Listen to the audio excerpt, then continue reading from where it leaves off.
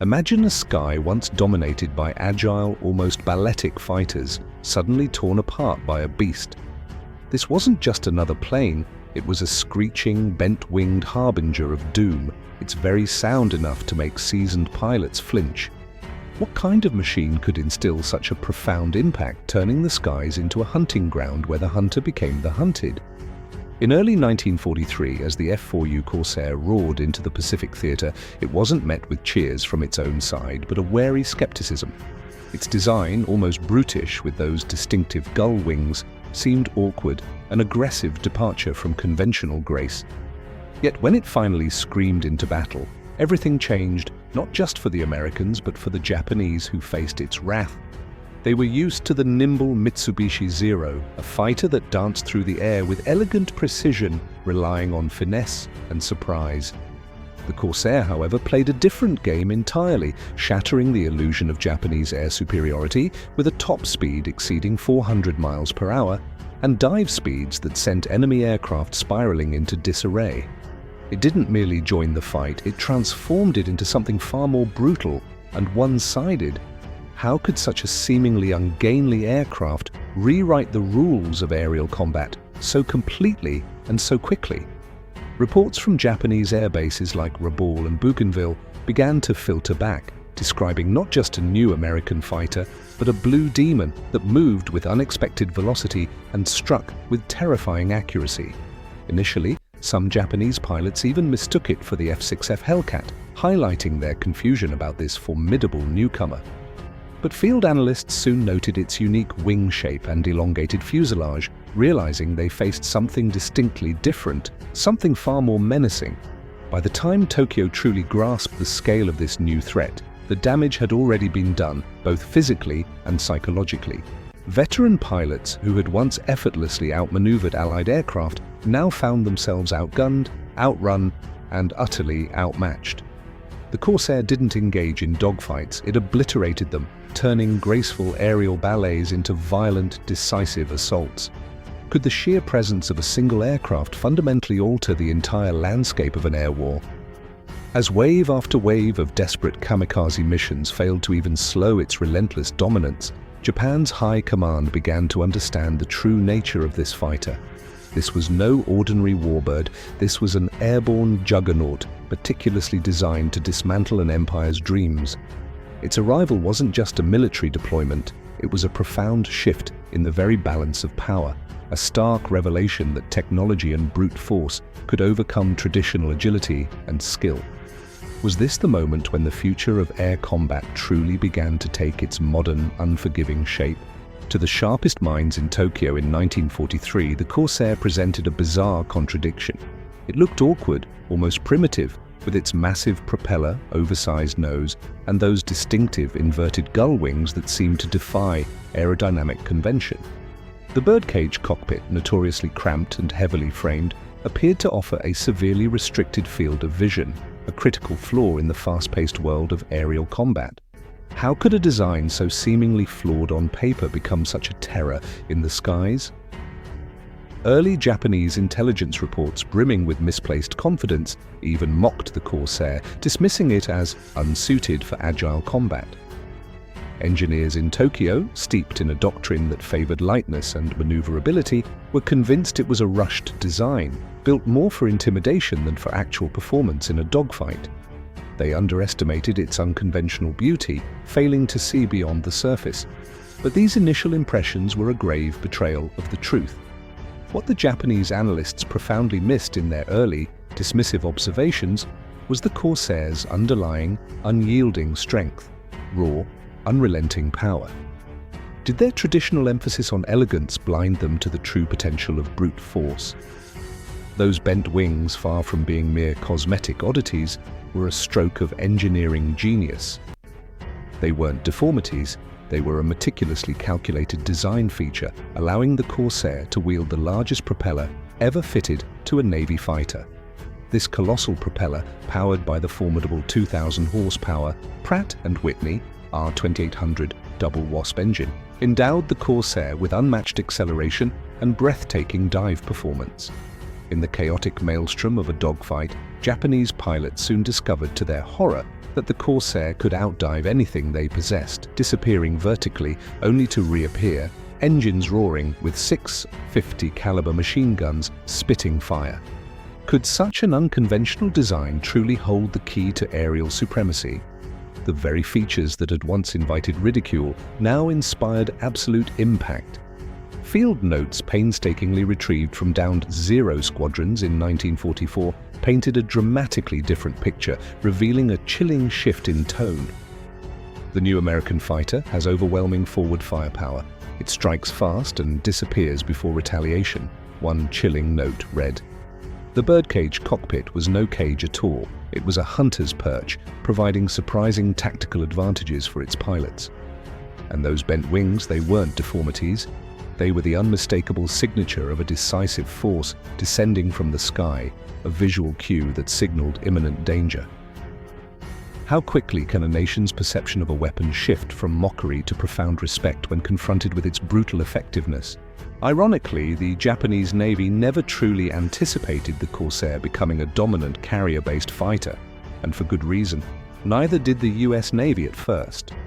The Corsair's notoriously long nose and stiff landing gear made carrier landings a treacherous ordeal, earning it a reputation for bouncing violently down decks or, worse, nosediving into the unforgiving sea. These early struggles earned curses from American deck crews and, undoubtedly, quiet, satisfied smirks from Japanese observers who saw only confirmation of their own aerial superiority. Could such a troublesome design ever truly conquer the unforgiving nature of carrier operations? Naval intelligence in Tokyo confidently concluded that the Corsair was destined to be a land-based aircraft only, severely limiting its deployment and making it strategically weaker than the more reliable Hellcat. This assumption, however, proved to be a fatal miscalculation. While the Navy grappled with its persistent carrier trials, the US Marine Corps had already fully embraced the Corsair, deploying it with devastating effect from brutal, muddy, makeshift airfields across islands like Bougainville and Peleliu. Operating under the most arduous conditions imaginable, these Corsair squadrons delivered lethal ground support and swiftly established unassailable air superiority. What overlooked resilience allowed this flawed aircraft to thrive in the most challenging environments? Japanese commanders, initially expecting the Corsair to have limited reach and a predictable operational footprint, suddenly found their airfields mercilessly bombed and strafed by Corsairs that, according to their intelligence, simply shouldn't have been there. This unexpected presence shattered their strategic assumptions, turning their confidently held beliefs into a tactical nightmare. By late 1944, a pivotal shift occurred. The US Navy, through sheer ingenuity and persistent effort, had finally solved the Corsair's carrier deck issues. Suddenly, carrier-based squadrons were launching this powerful beast directly into Japanese-held skies, catching Zero pilots completely off guard and leaving them reeling. How devastating can an enemy's corrected flaw become when it creates an entirely new front in warfare? A captured Japanese report, recovered during the desperate battles of the Pacific, expressed utter disbelief and a chilling sense of despair. We believed the blue fighter could not land on ships. Now they come from the sea, there is no escape. The very flaw that had once grounded the Corsair, limiting its strategic potential in American eyes, had been ingeniously transformed into a devastating tactical trick, a cruel surprise sprung on an unsuspecting enemy. For Japan, what was once an advantage had become an inescapable challenge, both on land and, now, across the vast, open waters. Can a weakness, when overcome, become the ultimate weapon of psychological and strategic impact? In the unforgiving world of aerial combat, where life and death hung on fractions of a second and minuscule advantages, numbers don't lie. And the Corsair's numbers, to Japanese analysts, were nothing short of profound. Used to painstakingly calculating slight edges in speed or climb rate, the F4U's specifications read like an impossible equation, a blueprint for an unstoppable force. How could one aircraft so radically outperform everything else in the sky, defying all previous combat paradigms? With a blistering top speed of 446 miles per hour and a dive rate that could exceed an astonishing 500 miles per hour, The Corsair stood as the undisputed fastest US carrier-based fighter of the war. Its massive 13-foot propeller, a behemoth of engineering driven by a supercharged engine, generated unmatched torque, allowing for incredible acceleration and raw power. This, combined with an incredibly rugged airframe designed to withstand immense stress, meant the Corsair could dive, unleash its devastating firepower, and climb away with breathtaking speed before any enemy aircraft could even begin to react. Japanese engineers, deeply entrenched in their doctrine of lightness and agility, were utterly stunned by this brute force approach. Did their relentless pursuit of maneuverability ultimately lead to their undoing against sheer power? Their beloved Zero, once the undisputed king of the skies in 1942, was now painfully slower, dangerously less protected, and undeniably less deadly in almost every metric. The Corsair boasted bulletproof glass, extensive armor plating, and self-sealing fuel tanks, critical defensive features conspicuously absent in early Japanese designs, which prioritized weight savings above all else. This stark difference meant the Corsair could absorb damage and continue fighting, a luxury unimaginable for the lightly built Zero. Even the fanatical Kamikaze squads trained to disregard their own lives found their missions made significantly more perilous. What does it mean for a warrior culture when their ultimate sacrifice is rendered ineffective by superior technology? A single, swift pass from a Corsair could rip apart a bomber or a dive unit before it ever reached its target, an act of brutal efficiency that saved countless Allied lives. More shockingly, the Corsair handled beautifully and predictably at high speeds, precisely where the nimble Zeros would lose maneuverability, becoming sluggish and vulnerable. In poignant post-war interviews, Japanese engineers with a somber reflection openly admitted, "We underestimated the American design. It was not elegant, but it was effective and deadly." The Corsair wasn't just a machine, it was a powerful, undeniable message. Speed, power, and protection had not merely won battles, they had fundamentally rewritten the very rules of air superiority, signaling a new era of aerial warfare. How does a nation recover its pride when its core military philosophy is so thoroughly debunked by a superior adversary? When the Corsair first hurtled into combat against Japanese fighters, the outcome was immediate, brutal, and utterly decisive. In the hotly contested skies over the Solomon Islands, Corsair squadrons tore through formations of Zeros and Oscars, Japan's finest light fighters, with a ruthless, almost surgical efficiency.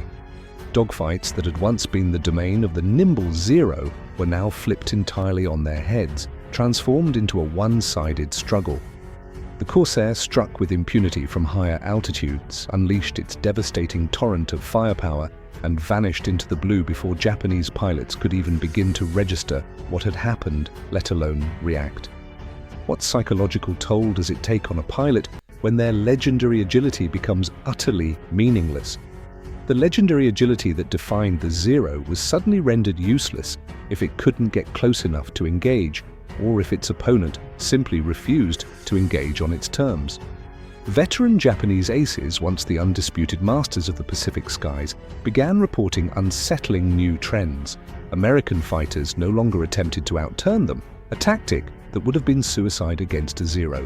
Instead, they employed savage, slashing attacks and dizzying vertical dives, tactics that were impossible for the lighter, less powerful Japanese aircraft to counter effectively. Lieutenant Hiroshi Nishizawa, revered as one of Japan's most skilled Zero pilots, reportedly branded the Corsair as the fighter with no honor. It does not fight, it kills. That statement, although critical, perfectly encapsulated the dramatic and irreversible shift in the balance of power.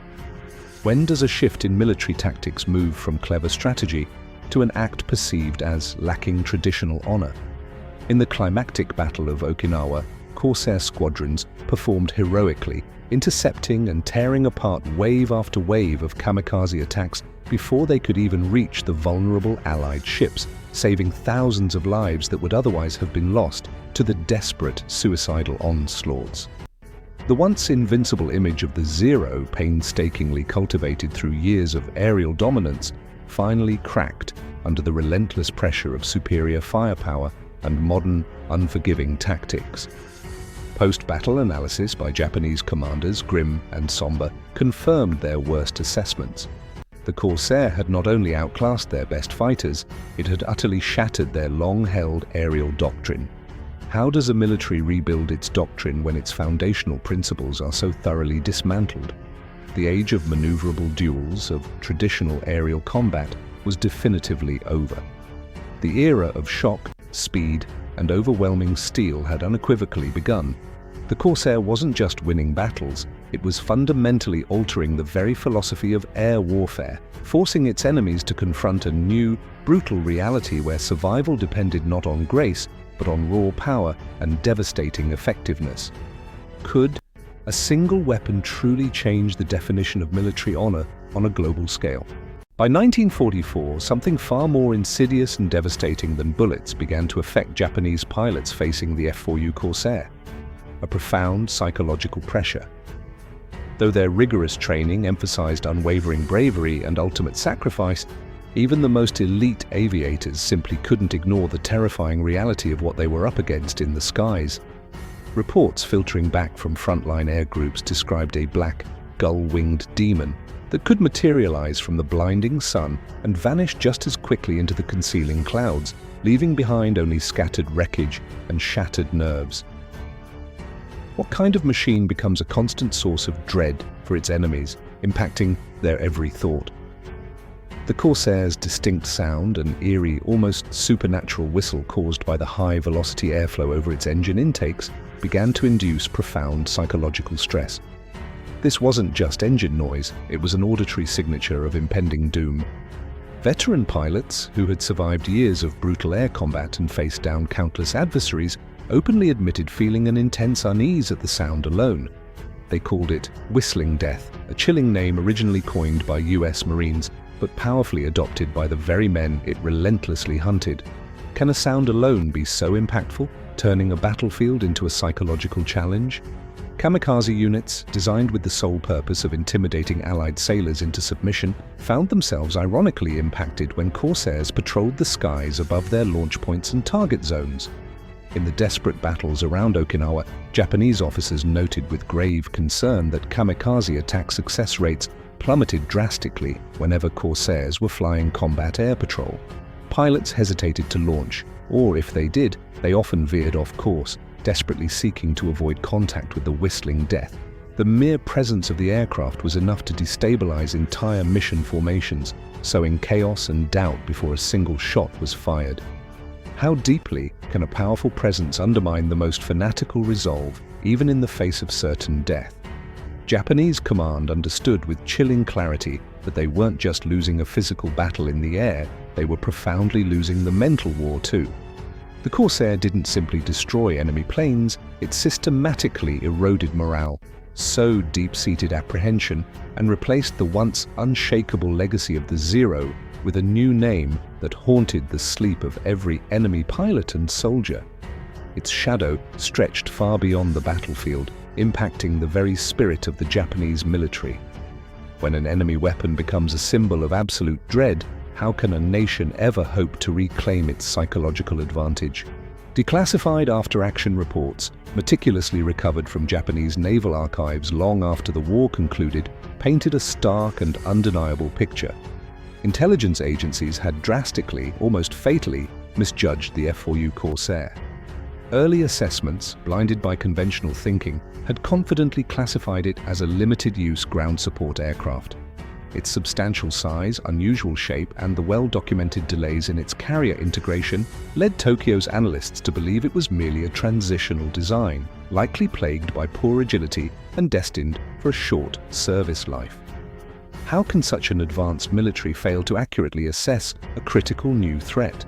That illusion, however, shattered into a million pieces within mere months of the Corsair's widespread deployment. Updated reports, stripped of their earlier arrogance, now unequivocally labeled the Corsair as highly dangerous, especially when flown in expertly coordinated squadrons. Analysts grudgingly noted the Corsair's unforeseen dominance in both air-to-air and air-to-ground missions, its remarkable ability to protect vulnerable ships, and its impressive loiter time over targets, allowing for sustained presence and devastating strikes. But the most alarming insight, the one that truly impacted military planners, came from intercepted pilot debriefs. What happens when intelligence reports confirm the enemy's worst assessments, contradicting earlier assurances?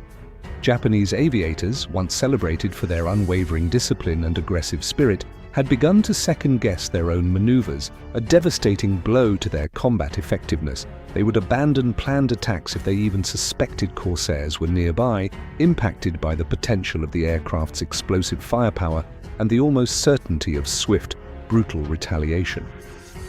For Japan's military planners, this marked a chilling psychological threshold. An enemy plane had transcended its mechanical nature. It had become a genuine object of apprehension, something that systematically undermined ingrained discipline, shattered instinct, and corrupted the very will to fight.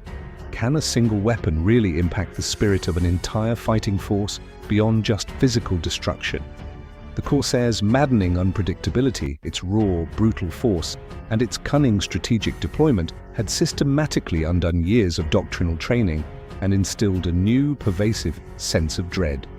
In one particularly somber 1945 intelligence bulletin, an unnamed officer concluded with an almost desperate resignation, "This is not an aircraft to match, it is an aircraft to avoid." That unprecedented level of respect, born not of admiration, but of crushing miscalculation and bitter experience, came far too late to change Japan's inevitable fate. Their pride had prevented them from seeing the truth until it was too late. How much does military pride contribute to tactical blindness in the face of overwhelming innovation? For decades, Japanese aerial doctrine had been intricately woven around the core tenets of the Bushido spirit: honor, unwavering bravery, and fierce, close-quarter combat. The Mitsubishi Zero perfectly embodied this philosophy: nimble, elegant, its armor stripped away to prioritize unparalleled dogfighting prowess. But the F4U Corsair simply refused to play by those cherished rules. It was a brutal pragmatist. It struck with devastating force from angles the Zero couldn't hope to match, and it survived hits that the fragile Zero could never absorb. How can a warrior uphold their honor when the enemy refuses to fight by the accepted rules of engagement? To Japanese pilots, such tactics seemed unfair, almost dishonorable. They derisively labeled American pilots unspirited, describing their methods as cowardly, lacking the traditional courage of a true aerial samurai. But as the relentless tide of war turned, that initial bitter criticism slowly, grudgingly gave way to a dawning, profound respect. The Corsair's tactics weren't cowardly, they were devastatingly effective. American pilots weren't interested in romantic, honorable deaths. They were singularly focused on achieving strategic victories, and they were getting them consistently and brutally. Does tactical effectiveness always trump traditional notions of honor in the harsh realities of warfare? The Corsair introduced an entirely new combat philosophy: dominance through sheer disruption. It blurred the traditional lines between a pure fighter and a dedicated attacker, creating a multi-role menace.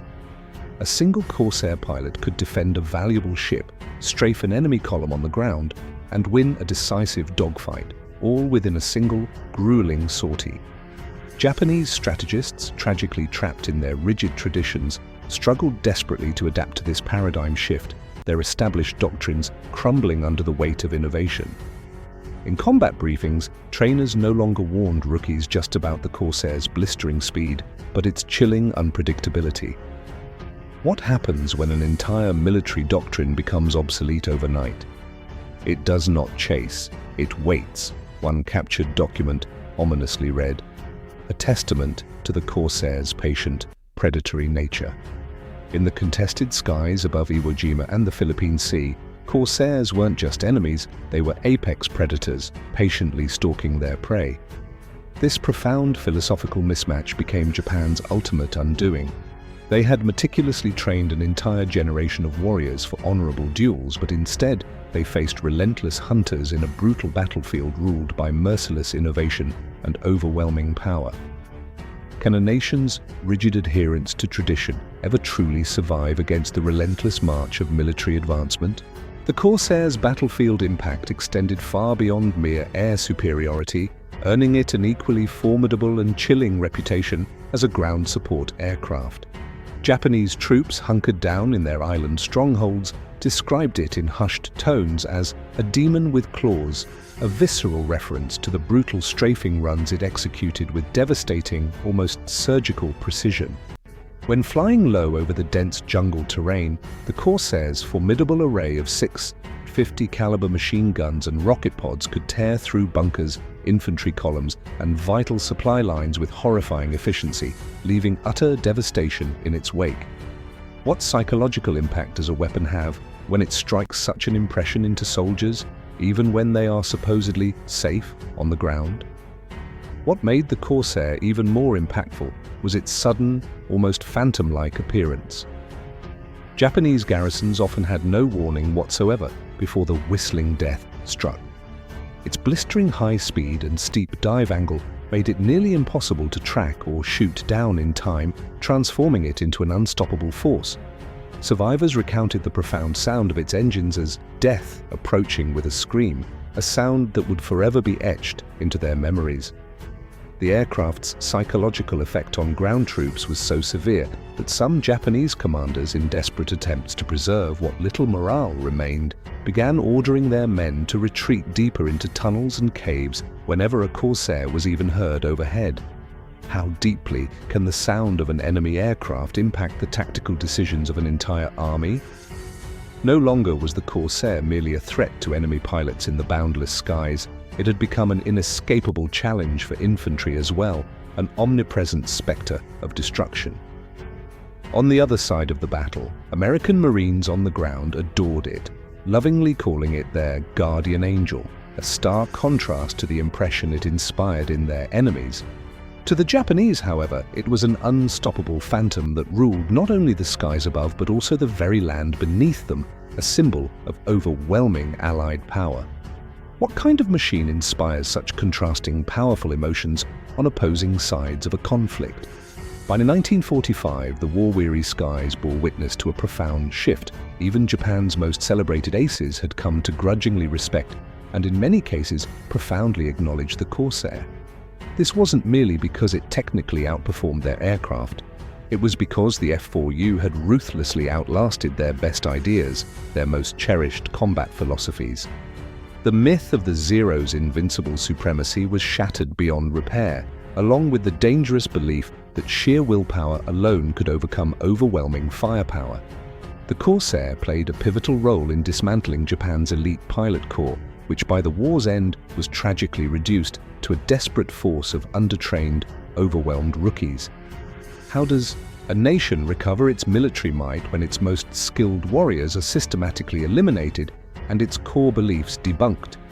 With every single sortie, the Corsair inflicted more than just physical losses. It inflicted doubt, profound and corrosive. It symbolized America's wartime evolution from an improvised defense to an overwhelming, technologically superior offense. It proved, beyond a shadow of a doubt, that relentless adaptation and cutting-edge engineering could undo even the most established and revered doctrines.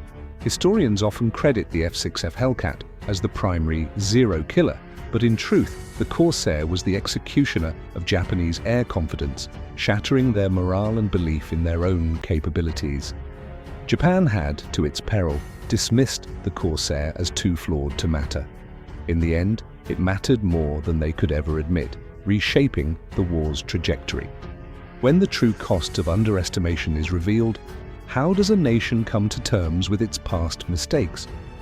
When surviving pilots described it years later, they spoke less of its speed or its formidable guns, and more of the pervasive dread it inspired.